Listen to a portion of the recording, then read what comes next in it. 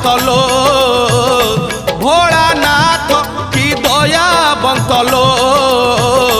पापी पाए सर्व क्षमा जम दंड नहीं जमा पापी पाए सर्व क्षमा जम दंड नहीं जमा सुनलो शिव महिमा नाग कहे नागुणी को सुनलो शिव महिमा नाग कहे नागुणी को सुनलो शिव महिमा